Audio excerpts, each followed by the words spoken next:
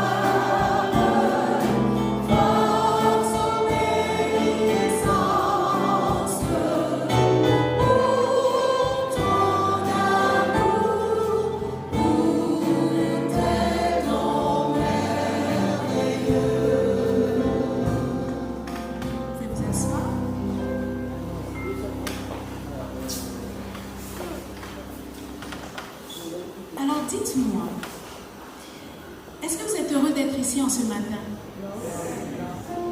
Ouh, c'était très froid. Il fait froid, c'est vrai, c'est vrai. Mais quand même, je pense que vous êtes heureux d'être là ce matin. Amen, c'est mieux, voilà. Et dites-moi autre chose. Qu'est-ce que vous seriez sans Jésus aujourd'hui? Rien, mais encore. Rien. Rien, tu me demandes une question ou c'est rien. Je ne comprends pas. Eh bien oui, sans Jésus, je ne serais rien aujourd'hui. Sans Jésus, j'aurais failli. Mais ce n'est pas ça le chant. Ce n'est pas ça. Ah mince, c'est ça. Enfin, comment? En fait, j'ai dit ça, c'était pour vous voir des sourires sur vos visages. Je ne vois pas de sourire ce matin. Alan m'a fait. Allez, sans Jésus, je ne serais rien. Sans Jésus, j'aurais failli. Chantons avec amour. Sans Jésus, je ne serais rien. Sans Jésus, j'aurais failli. Je ne vous entends pas. Sans Jésus, j'aurais délivré. Quand ma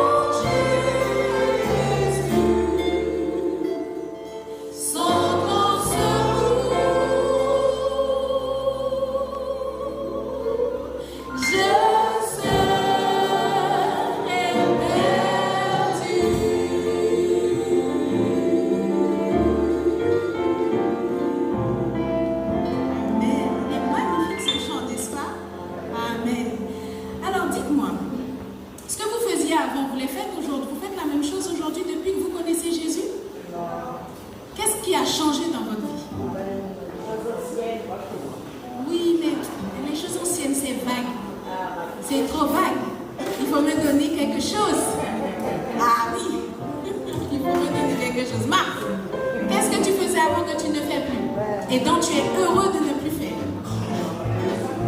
Tu travailles le samedi et ça, amen, tu travailles le samedi, gloire à Dieu. Amen. Qui d'autre? Qui faisait quelque chose qui n'était pas bien dans sa vie et aujourd'hui, depuis qu'il a Jésus, est mieux. Je vais choisir.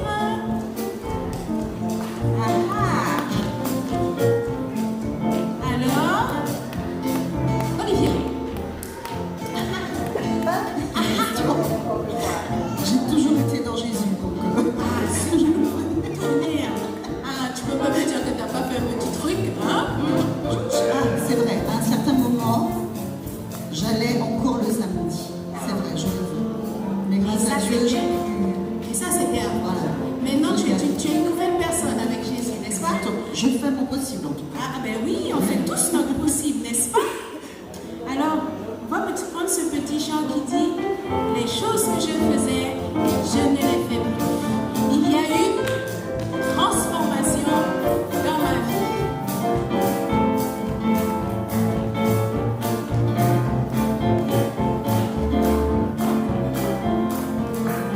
Et les choses que je faisais, je ne les fais plus.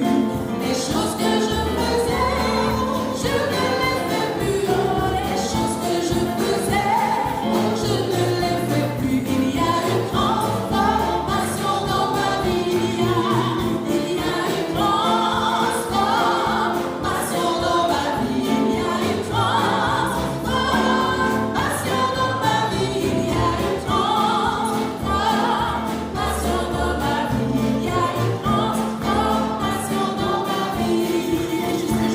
Les choses que je buvais, je ne les vois plus. Les choses que je buvais, je ne les vois plus.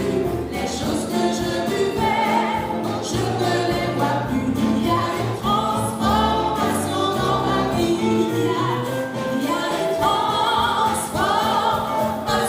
ma vie. Il y a une transformation dans ma vie. Il y a une transformation dans ma vie. Il y a une transformation dans ma vie. Les choses que je disais, je ne les dis plus. Les choses que je disais, je ne les dis plus. Non, les choses que je disais, je ne les dis plus. Il y a une transformation dans ma vie. Il y a une transformation dans ma vie. Il y a une transformation dans ma vie. Il y a une transformation dans ma vie. Il y a une transformation dans ma vie. Il y a une transformation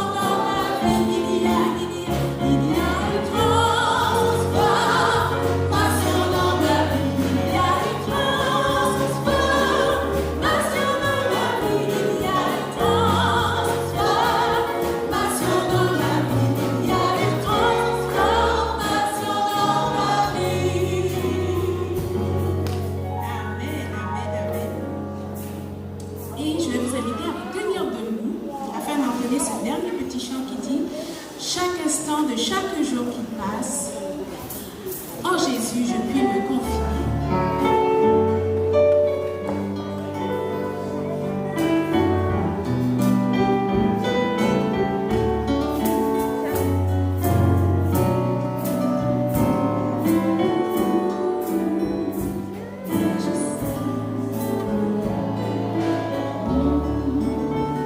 Chaque instant de chaque jour qui passe, en Jésus,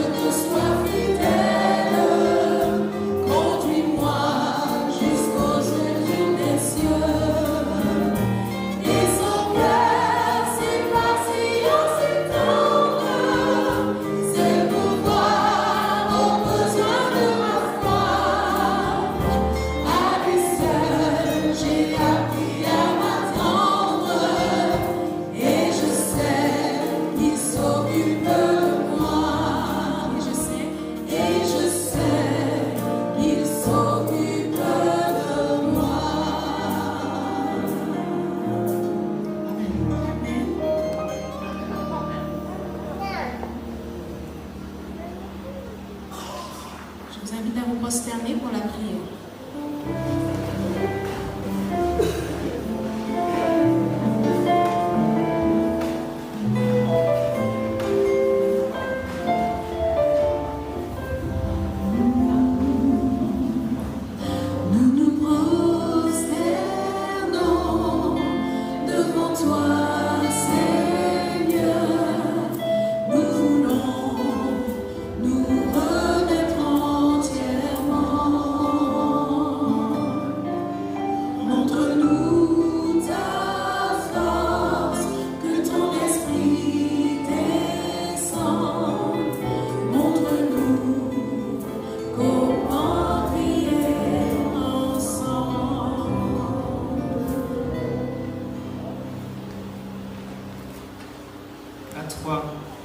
Ô Éternel, la gloire, l'honneur, la majesté au siècle des siècles.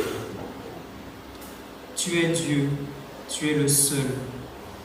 Il n'y en a pas d'autre comme toi, Seigneur. Et nous voici en ce matin rassemblés à tes pieds, où nous venons déposer nos fardeaux. Nous venons reconnaître combien nous sommes pauvres et misérables, combien nous sommes malheureux en ce monde, et combien nous avons tant besoin de toi, de ton pardon et de ta grâce.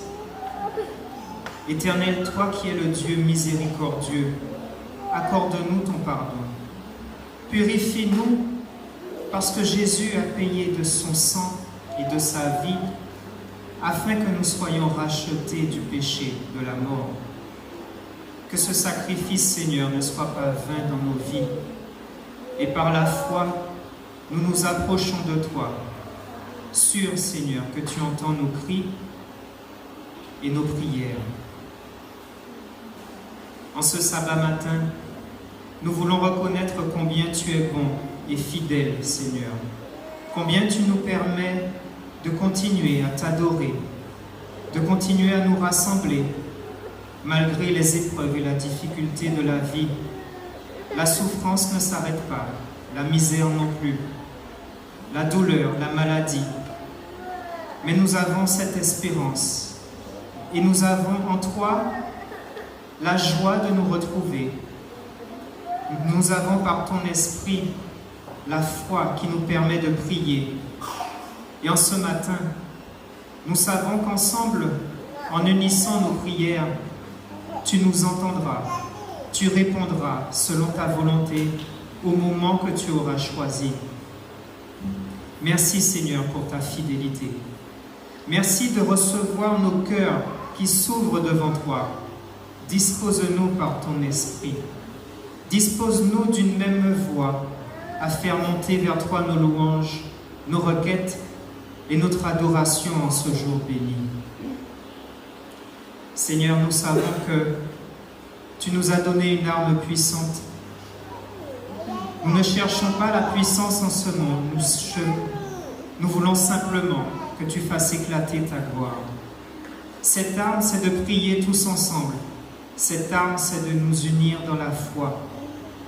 Alors en ce matin, nous voulons te prier pour tes dirigeants, tes pasteurs, pour ton Église, pour tous ceux qui te cherchent, pour tous ceux qui sont en cheminement, tous ceux qui veulent connaître la vérité. Seigneur, révèle-toi à eux. Permets que ton esprit vienne, remplisse les cœurs, et qu'en ce matin, nous qui nous sommes rassemblés en ce lieu, nous ne puissions pas être seulement spectateurs, mais que nous puissions mettre en œuvre par la suite ta parole que nous allons entendre. Nous te prions spécialement pour cette campagne d'évangélisation et te demandons humblement de bénir toutes les personnes qui sont en charge de cette campagne. Bénis-nous également afin que nous puissions transmettre ton œuvre, afin que nous puissions propager ta parole en transmettant les liens, en informant et en communiquant avec nos amis. Seigneur, nous avons nos pensées qui se tournent aussi sur nos frères et sœurs qui sont malades, qui sont dans la douleur, dans l'isolement. Nous te demandons en ce jour de les visiter, de leur accorder ta grâce et ta paix.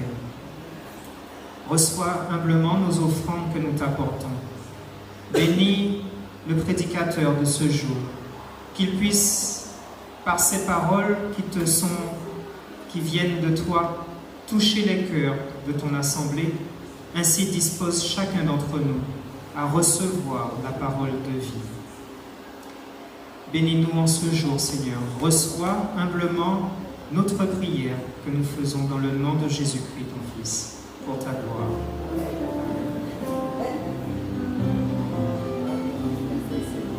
Montre-nous ta force, que ton esprit descende. Montre-nous comment prier ensemble.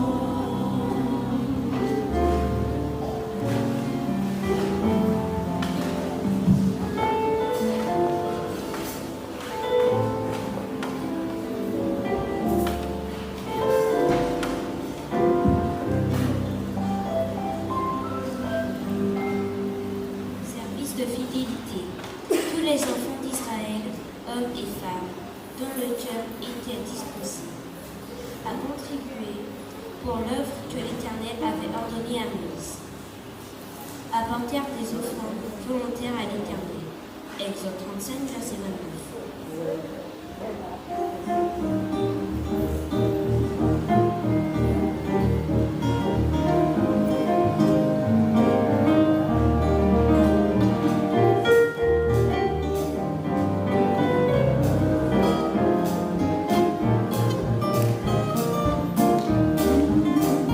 Merci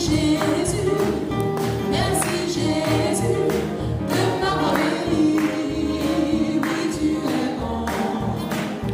Merci Jésus pour la vie, oui tu es si bon. Merci Jésus, de m'avoir béni, oui tu es bon. Merci Jésus pour la vie, tu es si bon. Quel ami fidèle et tendre, nous avons Jésus-Christ, toujours à nous entendre, à répondre à notre cri. Merci Jésus, de m'avoir béni, tu es bon. Merci Jésus pour la vie, tu es si bon. Merci Jésus, de m'avoir béni, oui tu es bon. Merci Jésus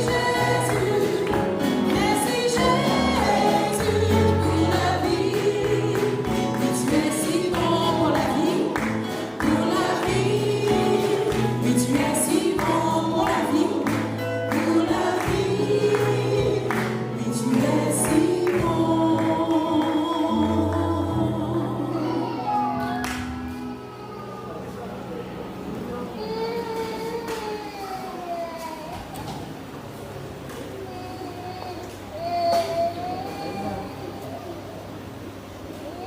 Chers frères et sœurs, bonjour, chers amis, bonjour.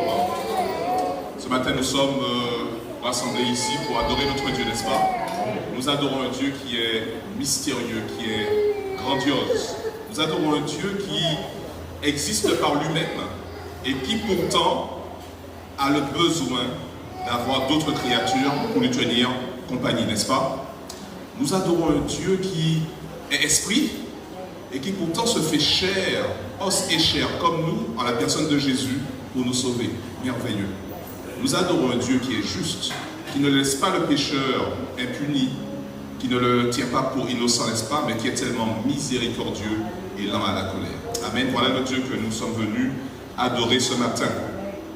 Ce matin en particulier, j'aimerais donc souhaiter la bienvenue à chacun, mais en particulier à 3 personnes, à Catherine, à Étienne et à Hélène.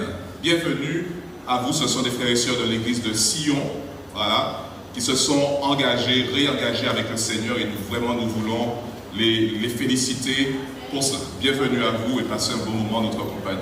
Et lorsque vous retournerez à Sion, vous direz que les frères des Amandiers ont envoyé le bonjour. D'accord, je compte sur vous. Je vais vérifier. Bien, alors, juste avant de partager la méditation d'aujourd'hui, je vais répéter à nouveau quelques annonces que vous avez entendues, mais il faut que ça rentre. Alors, vous avez entendu parler de la collecte annuelle qui a commencé la semaine dernière. Cette collecte annuelle qui a pour but donc de récolter des dons financiers pour que le Secours adventiste, qui est l'organe de bienfaisance de l'Église adventiste, puisse continuer à mener à bien ses missions. Vous savez que, alors vous l'entendez et vous le voyez autour de vous, il y a de plus en plus de besoins. Voilà, je n'ai pas besoin de vous le dire, ça se voit. Et le Secours adventiste a besoin de votre soutien et de soutien des autres. Voilà. Donc ça, c'est la collecte annuelle. Donc n'hésitez pas à voir Daniel et Olivia, Caroline, pour avoir plus de précision, plus d'informations. Le mardi soir, rappelez-vous que vous pouvez emmener vos amis donc, au groupe d'études qui sera tenu par le pasteur Gély, voilà, le mardi soir au foyer des jeunes de la Madeleine. Alors, vous y allez avec des amis, hein, n'oubliez pas, c'est pas un spectacle où on vient assister, on vient emmener quelqu'un. Et puis, le soir, à 20h, avec le pasteur Florentin, pasteur de notre église, il y aura cette série de conférences qui sera visible dans le monde entier, puisque ça sera en direct de l'église d'Éphèse en Martinique, mais ça sera visible à travers les médias, donc notamment sur YouTube, Espérance TV. Regardons, partageons les liens, que ce soit en direct ou que ce soit en différé. En tout cas, nous pouvons partager avec nos amis ce merveilleux programme. Alors, ce programme d'évangélisation correspond à la célébration du centenaire de la division interaméricaine. La division interaméricaine a 100 ans d'existence et donc il y a plein de programmes qui ont lieu pendant ce centenaire et notamment cette série de conférences. Et puis prions pour notre pasteur Florentin. Alors, ce matin, j'aimerais partager avec vous, alors je ne sais pas si, je crois, Jean-Michel, je ne sais pas si, je n'ai rien. Ok, c'est bon. Voilà. Alors, écoute, c'est pas grave, tu vas me suivre et tu vas faire passer. Alors, ce matin, donc, vous connaissez, il y a dans la Bible des versets qui sont importants. J'appelle ça des perles bibliques. Alors, une de ces perles qu'on trouve dans Jean 14, versets 1 à 3. Alors ici, le verset 3, « Je reviendrai et je vous prendrai avec moi afin que là où je suis, vous y soyez aussi. » D'accord? Si je passe une autre perle, Jean-Michel, tu essaies de régler pour moi, c'est ça? Alors, « Voici, je viens bientôt. » Ça, c'est Jésus qui le dit dans l'Apocalypse. Encore, Jean-Michel. Il le répète. Jean-Michel, laisse, c'est pas grave, Jean-Michel, laisse et suis-moi, c'est pas grave. Je te fais confiance, tu me suis.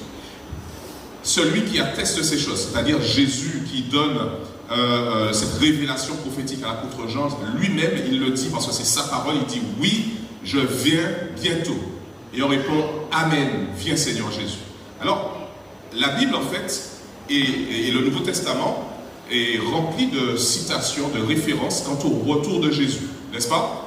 Il y en a d'autres hein, dans Matthieu, il y en a dans Actes, etc.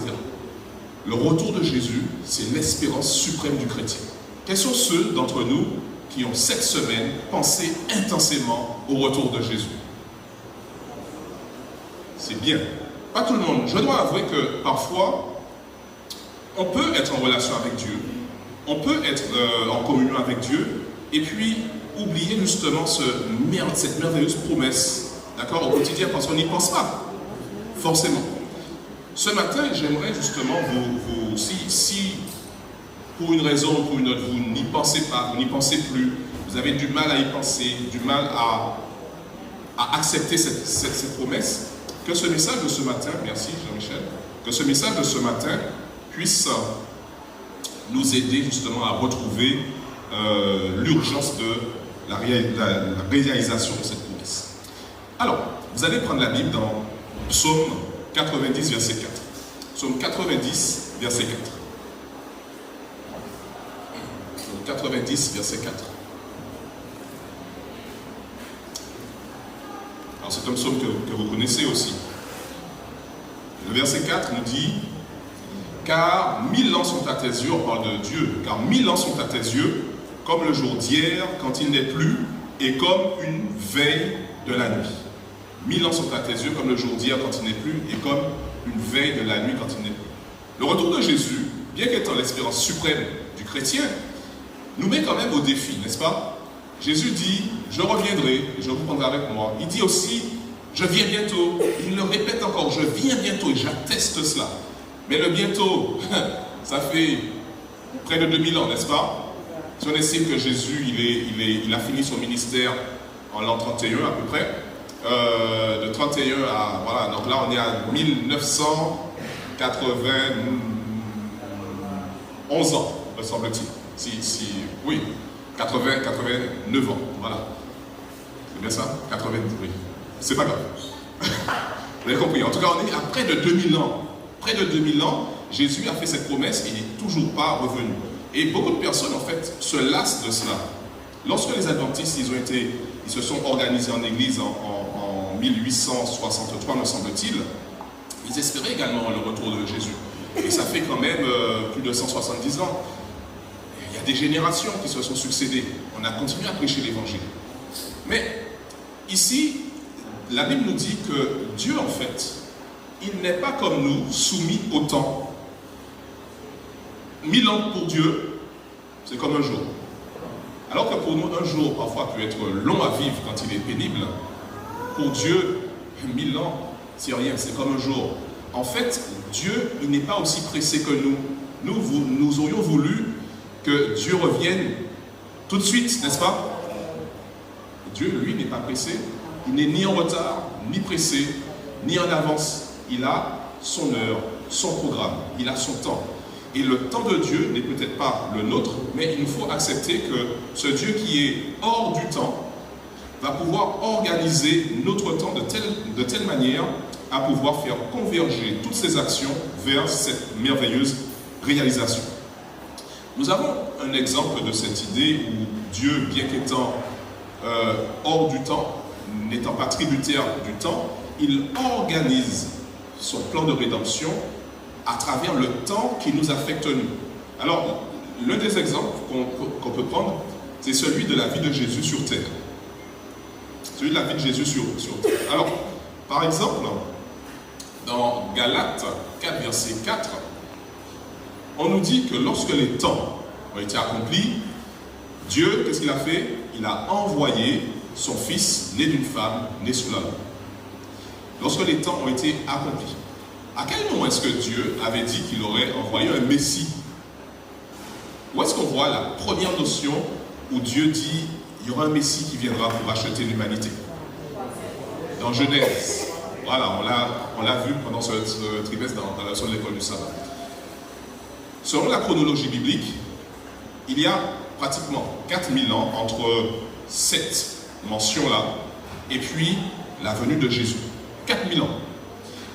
Dans les commentaires d'Ellen White sur cette promesse en Genèse, elle dit que lorsque Ève a eu le premier fils, Caïn, en fait, elle a pensé qu'il serait ce Messie qui serait venu. C'était pas lui. Et on dit que chaque femme finalement en Israël qui enfantait disait ben, ça serait peut-être lui ce Messie qui allait venir. Il a fallu attendre du temps, n'est-ce pas? Parce qu'en fait, Dieu il avait son calendrier, il avait son temps. Et il dit que lorsque finalement il a dit que c'était le bon moment, qu'est-ce qui s'est passé? Jésus est venu. Mais les gens, ils ont attendu, n'est-ce pas? 4000 ans selon la chronologie biblique. Et nous, même pas encore 2000 ans. On peut encore attendre, n'est-ce pas? Bon, j'espère qu'on ne va pas trop attendre parce que ce monde, il ne nous offre pas grand-chose de bon. Voilà, quelqu'un a dit, ah ouais, je ne sais pas qui c'est. C'est toi, et c'est vrai, tout à fait. Alors, Jésus aussi, lorsqu'il est venu, lorsqu'il était sur terre, par exemple, il dit un jour à ses disciples, qu'en fait, sa mort, elle ne sera pas due au hasard.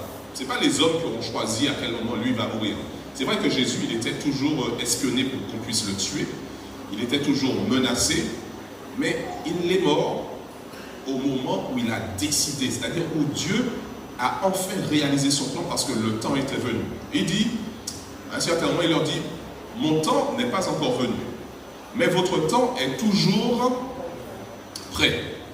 Montez, vous, à cette fête. Pour moi, je n'y monte pas, parce que mon temps n'est pas encore accompli. Donc là, il ne va pas à Jérusalem parce qu'il dit, on veut me tuer, mais ce n'est pas encore le moment. J'ai encore des choses à faire, moi, dans mon ministère. Je n'ai pas décidé que mon heure est arrivée, ou alors mon père n'a pas décidé que mon heure est arrivée pour que je puisse mourir. D'accord? Et puis, quelque temps après, Jésus dit à ses disciples, cette fois-ci avant la dernière fête de Pâques qu'il a vécue, il dit, sachant que son heure était venue de passer de ce monde au Père, et ayant aimé les siens qui étaient dans le monde, il mit le comble à son amour pour eux. Ici, on nous dit que Jésus, là, il savait que c'était le bon moment. Jésus est mort quand le bon moment est arrivé. N'est-ce pas? Il n'est pas mort par hasard parce qu'à cette Pâque-là, finalement, on l'a arrêté. Il est mort parce qu'il avait décidé que c'était le bon moment. Bien. Est-ce que vous connaissez d'autres exemples de temps qui sont révélés dans la vie de Jésus? Est-ce que la Bible nous dit par exemple que... alors, je vous laisse. Est-ce que vous connaissez des événements de la vie de Jésus qui étaient prévus selon un certain calendrier? Est-ce que vous en connaissez? Par exemple, est-ce que la naissance de Jésus était prévue selon un certain temps? Est-ce que ça nous a été révélé?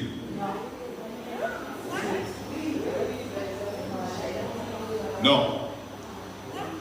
Le temps de la naissance de Jésus ne nous a pas été révélé. Je dis bien, le temps de la naissance de Jésus ne nous a pas été révélé. Même si Dieu, il avait son temps, il savait à quel moment. Mais nous, révélé, Dieu ne nous a pas dit. Par contre, qu'est-ce qu'il nous a dit à propos du temps de Jésus? Essayez de voir. Vous vous souvenez de la prophétie de Daniel? Daniel 9, les 70 semaines. Qu'est-ce qui est révélé dans cette prophétie? On nous révèle le temps, le moment, pratiquement exact, alors avant qu'il meure, le moment où il va commencer son ministère. On le savait. D'accord? Je parle du temps, je n'ai pas parlé du lieu. Je n'ai pas dit qu'on n'a pas annoncé des choses sur sa naissance. Il dit, est-ce qu'on nous a révélé le moment, le temps de sa naissance? Non. On nous a révélé par contre le moment du début de son ministère.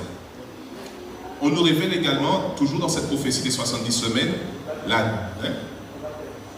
tout à fait, donc le moment où il va commencer son ministère, ça, ce qui correspond à son baptême, mais la durée de son ministère, 3 ans et demi, n'est-ce pas? Et donc, on connaît aussi le temps de sa mort, ok? 3 ans et demi après le début de son ministère. Donc, vous voyez, parfois Dieu, il est bon envers nous. À certains moments, il nous révèle un peu de son calendrier pour nous encourager. Mais parfois, comme pour la naissance de Jésus, il décide de ne pas nous donner de date. Mais il nous dit, il vient ce Messie, il vient. Et là, on est dans l'espérance. Je ne sais pas quand il vient. D'accord? Je ne sais pas quand il vient. Bien. Mais en tout cas, il dit qu'il vient. Il nous donne des dates, et parfois il ne donne pas des dates. Alors, 2 Thessaloniciens 2, vous allez me le prendre. 2 Thessaloniciens 2, versets 2 à 6. 2 Thessaloniciens 2, versets 2 à 6. 2 Thessaloniciens 2, versets 2 à 6.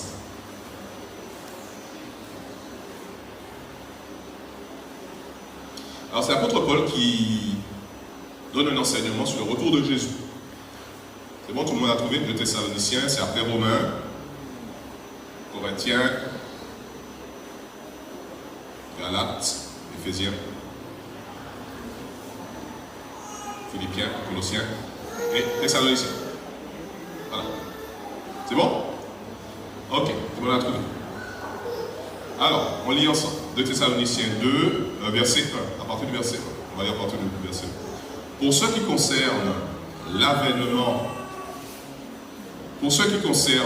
l'avènement de notre Seigneur Jésus-Christ et notre réunion avec lui, nous vous prions, frères, de ne pas vous laisser facilement ébranler dans votre bon sens et de ne pas vous laisser troubler, soit par quelque inspiration, soit par quelques paroles ou par quelques lettres qu'on dirait venues de nous, comme si le jour du Seigneur était déjà là. Alors vous voyez ici, l'apôtre Paul, il évoque un problème. L'apôtre Paul, il vit, là peut-être, là on est peut-être dans les années 60, 70, peut-être 60 plutôt, après Jésus-Christ, si je ne me trompe pas. Là il dit, déjà, sur l'enseignement du retour de Jésus, il y a des gens qui falsifient les choses. Ils disent que Jésus, il est déjà là. Mais Jésus n'est pas encore là, nous dit l'apôtre Paul, n'est-ce pas? Et comment est-ce que l'apôtre Paul, il explique que Jésus ne peut pas être encore revenu à ce moment-là? Regardez la suite. Il dit que personne ne vous séduise d'aucune manière, car il faut que l'apostasie soit arrivée auparavant et que l'on ait vu paraître l'homme du péché, le fils de la perdition. L'adversaire qui s'élève au-dessus de tout ce qu'on appelle Dieu ou de ce qu'on adore jusqu'à s'asseoir dans le temple de Dieu, se proclamant lui-même Dieu. Ne vous souvenez-vous pas que je vous disais ces choses lorsque j'étais encore avec vous? Ça veut dire qu'il avait déjà donné un enseignement. Et malgré ça, les Thessaloniciens, ils s'étaient laissés troubler par des personnes qui disaient Jésus est là. Or, l'apôtre Paul leur avait déjà expliqué un petit peu qu'est-ce qui se passait. Et ensuite, il termine en disant, et maintenant, vous savez ce qui le retient, afin qu'il ne paraisse qu'en son temps. On ne va pas rentrer dans les détails d'interprétation ici sur le fils de la perdition, ce n'est pas le propos. Simplement, l'apôtre Paul, il nous dit que Dieu, dans son organisation, non seulement il prévoit une date, mais il prévoit également une succession d'événements, une chronologie. Ça veut dire qu'il y a des choses qui doivent se passer avant d'autres choses. Et c'est ce qui nous permet d'être vigilants. Ça veut dire que lorsque nous voyons certaines choses qui se réalisent et qui ont été annoncées, à ce moment, nous savons que les autres vont se mettre en place par la suite. J'explique un peu. Logiquement, c'est vrai qu'à l'époque de l'apôtre Paul, il n'avait pas étudié peut-être ça, il n'avait pas eu cette révélation, mais je sais de toute manière que Jésus n'aurait pas pu revenir avant 1844. Ça, je le sais. Et vous devriez me demander, mais comment le sais-tu? Sauf si vous le savez. Voilà. En tant que bon adventiste, normalement, vous le savez. Ça fait partie de la doctrine. Pourquoi est-ce que je dis que Jésus n'aurait pas pu revenir avant 1844?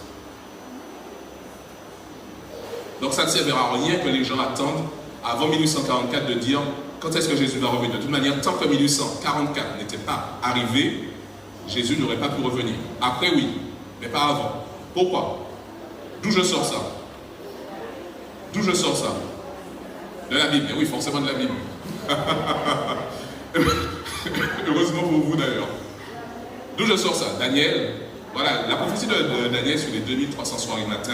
Alors, Daniel 7, Daniel 8 et Daniel 9, lorsque vous étudiez tout ça ensemble, que vous acceptez que le Seigneur il vous guide à travers cette étude, vous comprenez qu'il y a une date, 1844, qui détermine en fait que Jésus, de toute manière, il ne pouvait pas revenir avant cette date-là. On ne va pas rentrer dans les détails, mais ça vous permet de vous poser la question, ah oui, mais il me faut peut-être réétudier ça, n'est-ce pas?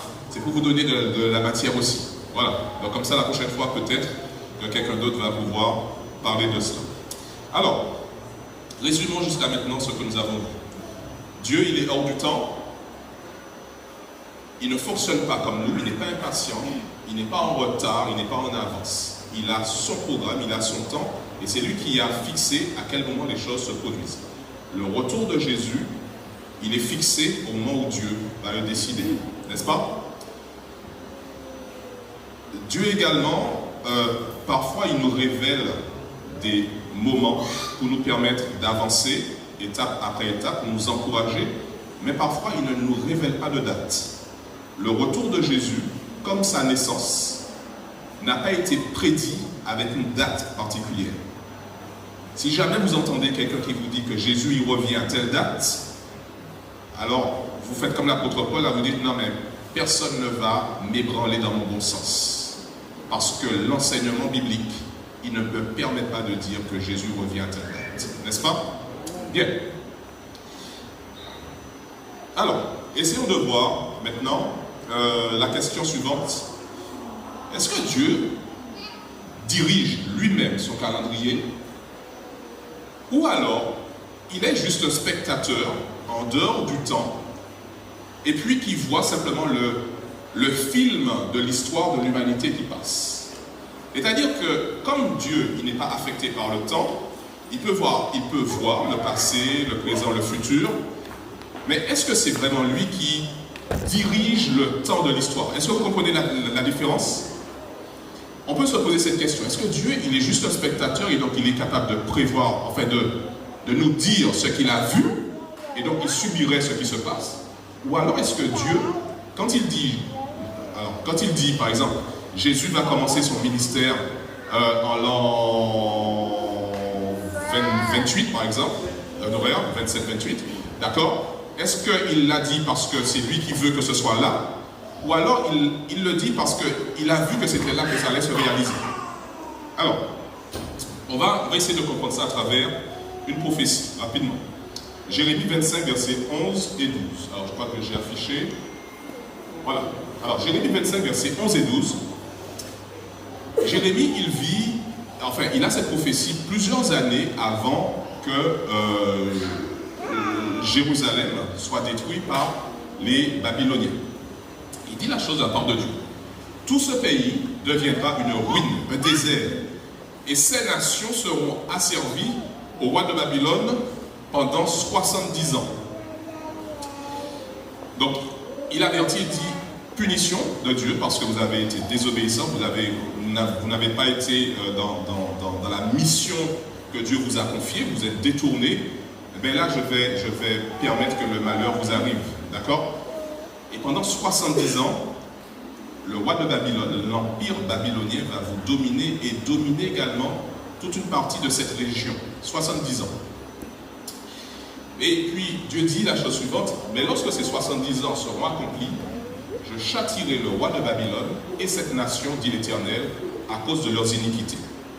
Là, il est en train de dire, eh bien, tiens, quand les 70 ans auront pris fin, à ce moment, moi,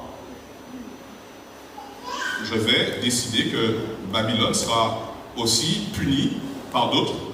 Et puis, après ces 70 ans, finalement, vous reviendrez. Alors, si vous êtes attentif au contexte, pour moi, cette prophétie, si un homme l'avait donnée, c'est une prophétie qui est irréalisable.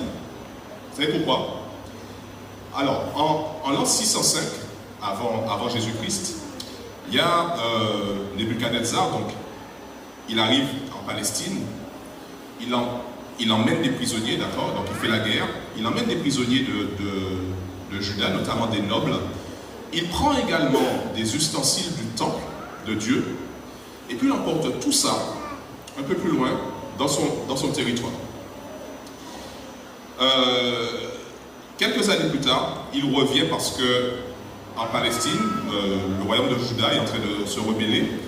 Il revient en 586 et là, il détruit le temple, la ville, il tue beaucoup de personnes, il déporte pratiquement la totalité des habitants du royaume de Juda, pas seulement ceux de Jérusalem. Il les déporte et il l'en met un peu là, un peu par là, un peu par là. Et ceux qui habitaient ici, il les met par là, il en prend un peu qui était là, il les met en Palestine, il en prend un peu là, il les met en Palestine. Ça veut dire qu'il est en train de disperser tout le monde. Parce que leur stratégie, en fait, c'était, si je disperse, il n'y a plus de nation et tout le monde m'est soumis, n'est-ce pas? Et c'est ce qui se passait, en fait. Parce que très souvent, ces nations-là, finalement, elles finissaient par devenir la nation du conquérant et il n'y avait pas de révolte. Rappelez-vous que les 10 tribus du nord en Israël avaient subi la même chose de la part des Assyriens. Ils ont été dispersés et ça a été définitif. Logiquement, ils ont disparu, on n'entend plus parler d'eux dans la Bible ni dans l'histoire. On ne sait pas ce qu'ils sont devenus. On ne sait pas c'est qui leurs descendants. Il y a plein de légendes qui en parlent, mais il n'y a pas de certitude. Et c'est ce qui était prévu en fait pour le royaume de Juda, les habitants de Jérusalem, n'est-ce pas? On avait prévu, Babylone en tout cas, Nebuchadnezzar, il avait prévu que ces personnes-là, en tant que nation, disparaissent et qu'on n'entende plus parler de la nation juive. Donc cette prophétie-là, on dit qu'après 70 ans, je châtie Babylone, et puis je vais vous ramener, parce que la suite aussi c'est ça, je vais vous ramener dans votre territoire. C'est une prophétie qui est irréalisable, humainement parlant. Et justement, Dieu il est superbe. Alors regardez comment ça se réalise. Je ne sais pas si vous voyez, oui. Alors si tu peux grossir peut-être. 2 Chroniques, 36 versets 20 à 22. Nebuchadnezzar emmena captif à Babylone ceux qui échappèrent à l'épée. Et ils lui furent assujettis à lui et à ses fils jusqu'à la domination du royaume de Perse, afin que s'accomplisse la parole de l'Éternel prononcée par la bouche de Jérémie jusqu'à l'accomplissement de 70 ans. La première année de Cyrus, roi de Perse, afin que s'accomplisse la parole de l'Éternel prononcée par la bouche de Jérémie, l'Éternel réveilla l'esprit de Cyrus, roi de Perse. Alors, Babylone est devenue la nation dominante de la région. Les Perses, en fait, ce sont des vassaux, ils sont assujettis à Babylone. Et puis, il y a un qui arrive, qu'on appelle Cyrus le Grand. Alors, il deviendra grand parce que justement, il va conquérir Babylone. Il monte sur le trône d'une des provinces de Babylone. Et là, il réussit à faire une coalition avec les Mèdes et les Perses. Et là, il va commencer à faire la guerre aux dominants, aux Babyloniens. Et puis, en 539, en 536, aux environs, Cyrus, qu'est-ce qu'il va faire en fait? Il va conquérir la capitale de l'empire babylonien, Babylone.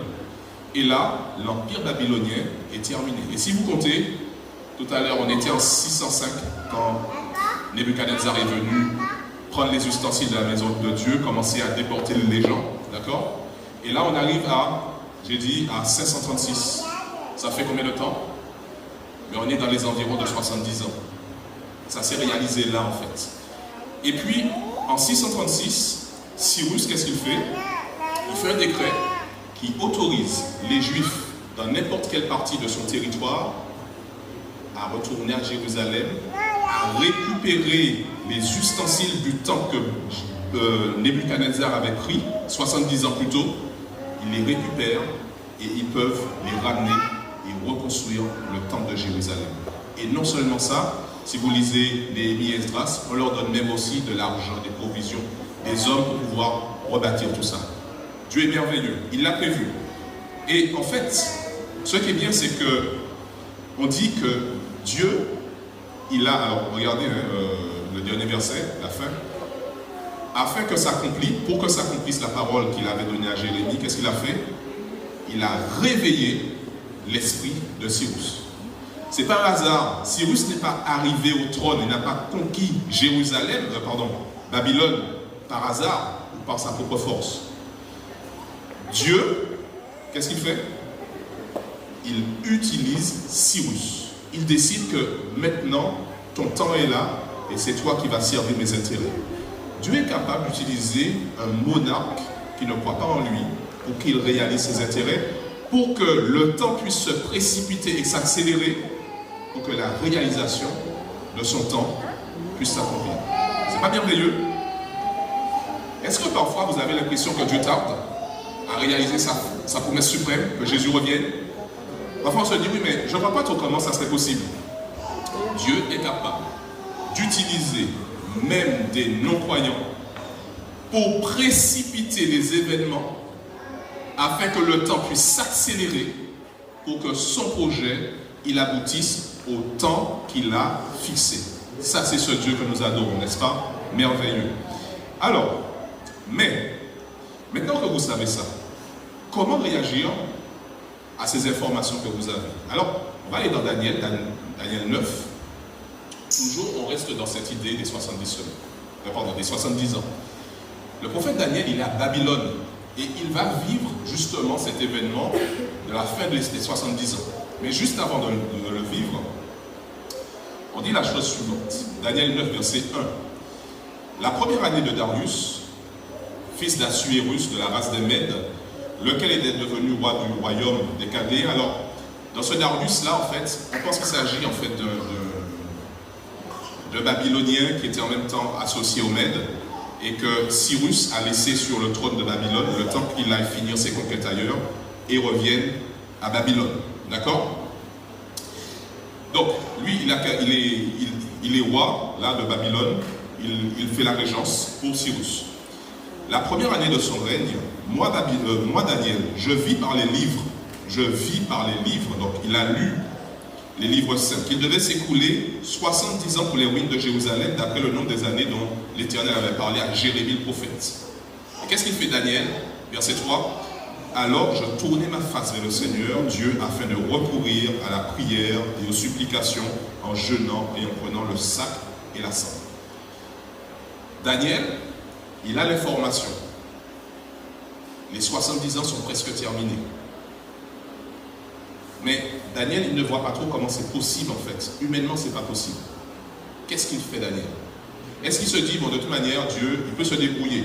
Est-ce que Daniel avait une influence sur le plan de Dieu? Non, il n'en avait aucune. Par contre, qu'est-ce qu'il décide de faire? Il décide de prier, de jeûner et de se repentir, comme s'il avait péché de manière tellement importante qu'il fallait qu'il jeûne, qu'il prie, etc. Comment ça s'appelle ça? La mortification, la consécration, la repentance. Daniel est dans un sentiment de repentance. Il sait qu'il y a bientôt une intervention du Dieu très haut, et quand il prend conscience de cela, il est dans un sentiment de repentance. Il accepte, il se dit, mais Seigneur, je ne vois pas comment c'est possible que tu réalises cela. Pourtant, la promesse est là. Quand est-ce que tu vas la réaliser?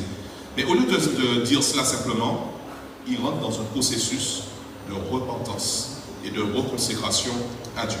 Et regardez comment le reste du texte biblique nous invite justement, lorsque le Seigneur il a prévu quelque chose, à vivre cette attente. Alors, Habakkuk 2, donc là c'est écrit. S'il te plaît, est-ce que tu peux me passer Habakkuk 2, versets 2 à 3. Alors, je lis. L'Éternel m'adressa la parole et dit, écris la prophétie, grave-la sur des tables afin qu'on la lise couramment. Lorsque Dieu donne une prophétie, quand il donne une révélation, il s'attend à ce que ça soit écrit, que ça se transmette et que les personnes qui ont ça en main puissent lire, comment? De temps à autre, pas vrai? Tout le temps. Qu'est-ce qui est écrit? Comme vous savez que c'est tout le temps? Parce que c'est écrit couramment, d'accord? Donc ça veut dire que tout le temps, de proche en proche, celui qui a la révélation de Dieu en main, il doit l'ouvrir et la lire. Car c'est une prophétie dont le temps est déjà fixé. Elle marche vers son terme et elle ne mentira pas. Parce que Dieu, on a vu, il est capable d'accélérer les événements pour que son temps se réalise. Si elle tarde, attends-la, car elle s'accomplira et elle s'accomplira certainement. Jésus, on a l'impression qu'il tarde à revenir. Ça fait longtemps qu'il l'a dit, je viens bientôt. À tel point que certains ont fait des blagues sur ça. Mais le bientôt, qu'est-ce que c'est que le bientôt? Si ce matin nous sommes découragés, relisons ce texte. Si Dieu tarde, en fait, Dieu ne tarde pas. Nous avons l'impression parce que notre temps n'est pas celui de Dieu. Si Dieu tarde à réaliser une action dans notre vie aussi peut-être, nous avons l'impression qu'il tarde à revenir. Relisons, attendons, parce que la certitude en fait, elle est là sur la parole de Dieu. C'est Dieu qui atteste lui-même parce qu'il a ce pouvoir. 2 Pierre 3, verset 9, dernier texte de la matinée, dit la chose suivante, pareil. Mais le Seigneur ne tarde pas dans l'accomplissement de la promesse comme quelques-uns le croient. Parfois on peut être découragé. Beaucoup d'adventistes en fait se sont découragés parce qu'ils disent ben, on a dit que Jésus revient bientôt et puis là je ne vois plus. Et les choses continuent, allez, je laisse tomber. On dit non, le Seigneur ne tarde pas dans l'accomplissement de la promesse comme quelques-uns le croient. Mais il use de patience envers nous, ne voulant pas qu'aucun périsse, mais voulant que tous arrivent à la repentance. Vous voyez, on retrouve en fait, car Dieu a tant aimé le monde qu'il a donné son Fils unique afin que quiconque croit en lui ne périsse point. On retrouve cela. Dieu, il nous aime et il ne veut qu'aucun périsse. Quand on dit aucun, est-ce que c'est seulement ceux qui sont ici? Aucune personne d'où? Du monde entier. Dieu ne veut qu'aucune personne du monde entier ne meure. Mais il veut que nous arrivions tous à la repentance, comme Daniel. Mais pas seulement nous, les autres aussi. Ça veut dire que cette attente qui me semble tellement longue, lorsque je fais confiance à Dieu, non seulement je vais rentrer dans un processus de reconsécration et de repentance, mais je vais inviter les autres à être dans la repentance et accepter ce salut. Et le temps, il va passer moins vite parce qu'on sera occupé, n'est-ce pas? Lorsqu'il fait gris et qu'il pleut et qu'on reste à la maison, on s'ennuie parce que le temps, il s'étale. Quand il fait beau et qu'on est sorti, on se dit comment la journée est déjà finie alors, n'est-ce pas? Mais c'est ça, quand on est occupé, on voit moins le temps qui passe. Alors, chers frères et sœurs, la Bible, elle nous a raconté que Jésus, quand il est venu sur terre la première fois, quand il est venu en tant qu'enfant, il est venu au temps marqué. Dieu avait prévu. Cependant, la Bible nous dit que les siens ne l'ont pas reconnu, ne l'ont pas reçu. Quelle tristesse, n'est-ce pas, pour Jésus, de ne pas être accueilli par son peuple, par ceux qui savaient qu'il allait venir. Se pourrait-il que Jésus, quand il reviendra, soit triste parce que nous ne l'attendons pas? Il y a une histoire qu'on raconte, en fait, qu'on ne raconte pas, c'est un fait réel. C'est celui de bateau qu'on appelle le Central America, le 10 septembre 1857. Ce bateau, il navigue vers New York, avec à son bord 477 passagers et 101 membres d'équipage. Et ce bateau, il a été pris dans une tempête en pleine nuit. Pendant cette tempête, une voie d'eau s'est produite et cela a commencé à mettre le navire en péril. Il a commencé à couler.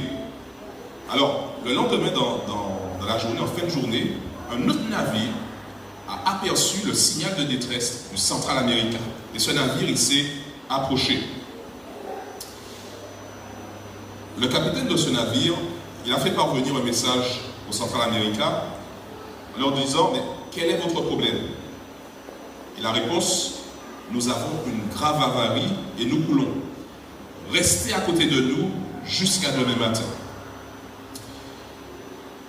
On dit que les hommes de l'autre navire pouvaient voir le Central America en train de s'incliner sur le côté au fur et à mesure. Le capitaine, il a renvoyé un message en disant, mais laissez-moi prendre vos passagers à mon bord. Malheureusement, comme la nuit était en train de tomber, que les vagues étaient houleuses, la mer était démontée, le capitaine du Central America, il n'a pas voulu prendre le risque en transférant des passagers en pleine nuit dans une mer démontée sur un autre bateau. Il a répété son message. Restez près de nous jusqu'à demain matin. L'autre capitaine, il a envoyé un autre message en insistant, disant, il faut faire vite les choses, les transférer rapidement. Et le Central America a encore refusé. Et là, l'autre bateau, il attendait à distance. Et les marins pouvaient voir justement les lueurs du Central America qui étaient en train de danser dans les vagues. Et puis, 1h30 plus tard, aux environs de 8h du soir, là, ils ont vu ces lumières qui disparaissaient dans l'océan. Et là, le Central America, il a coulé avec à son bord 425 personnes qui ont péri noyées. Quelques-unes ont pu laisser le navire juste avant, mais 425 personnes ont péri noyées. Cette histoire nous dit que attendre peut signifier être éternellement perdu, lorsque nous attendons trop avant de nous décider. Il y a des fois où il faut prendre une décision immédiate. Le capitaine du Central America, il pensait que ça ne serait pas un problème d'attendre jusqu'au lendemain. Pourtant, il se trompait. La Bible nous déclare à plusieurs reprises que c'est aujourd'hui la prise de décision. Aujourd'hui, l'appel pour le salut. Aujourd'hui qu'il nous faut décider de recevoir le salut. Nous sommes invités ce matin, alors que nous avons parlé du retour de Jésus et de ce temps qui peut-être s'étale, mais qui va se réaliser parce que c'est la parole de Dieu. Nous sommes invités à prendre la décision ferme d'accepter Jésus dans notre vie. D'accepter Jésus et de nous préparer, d'accepter justement cette promesse et d'être prêt pour cette promesse quand elle va se réaliser. Peut-être que pour certains d'entre nous, il y a peut-être des obstacles, quels qu'ils soient. Ce matin, nous sommes invités par l'urgence des temps, parce que Dieu peut précipiter le temps de telle manière que les choses se réalisent beaucoup plus vite que nous ne le pensons. Nous sommes invités ce matin à laisser, à dire à Dieu, mais Seigneur, enlève tout obstacle de ma vie afin que je sois proche de toi et que je sois prêt pour ton retour. J'aimerais ce matin, en terminant, vous inviter à vous mettre debout pour ceux qui le veulent, afin que nous puissions, comme Daniel, quand nous lisons ces prophéties, que nous puissions nous mettre à prier, nous mettre dans une disposition d'esprit de telle manière que nous rentrions dans un véritable processus de consécration et de repentance. Tous ceux qui voudraient prier avec moi, vous pouvez vous mettre debout. Si ce message ne vous parle pas, ne vous sentez pas obligé, vous pouvez rester assis. Notre Père qui es aux cieux, ce matin nous voulons te remercier parce que tu nous fais à nouveau découvrir la grandeur de ta puissance. Tu es ce Dieu qui est hors du temps. Tu vois toutes choses. Le passé, le présent et le futur n'ont aucun secret pour toi. Mais plus que cela, tu nous révèles que tu es celui qui détermine les temps. Tu es celui qui détermine les événements qui se produisent. Seigneur, merci parce que tu nous rappelles combien tu es capable de faire des grandes choses. Mais tu nous rappelles également ta promesse. Tu nous dis, Jésus, il vient bientôt. Il vient pour apporter la rétribution à chacun. Aux justes, la vie éternelle. Et aux incroyants, la honte éternelle.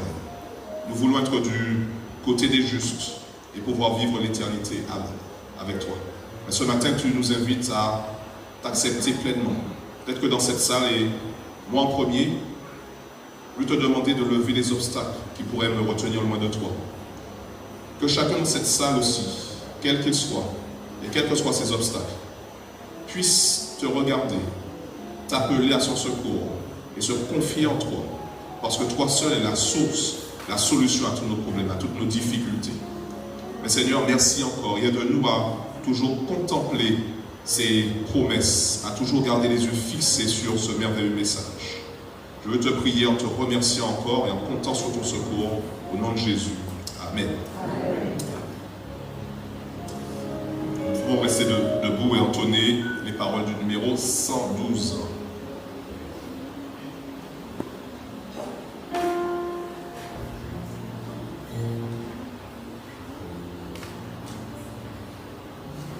Du ciel bientôt, Jésus va revenir, si c'était aujourd'hui.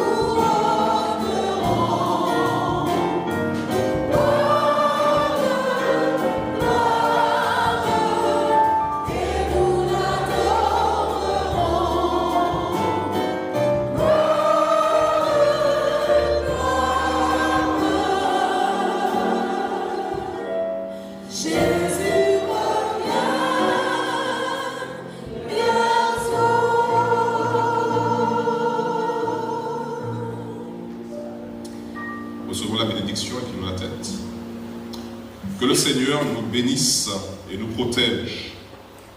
Que le Seigneur nous regarde avec bonté et nous accueille favorablement. Que le Seigneur nous manifeste sa bienveillance et nous accorde la paix. Amen.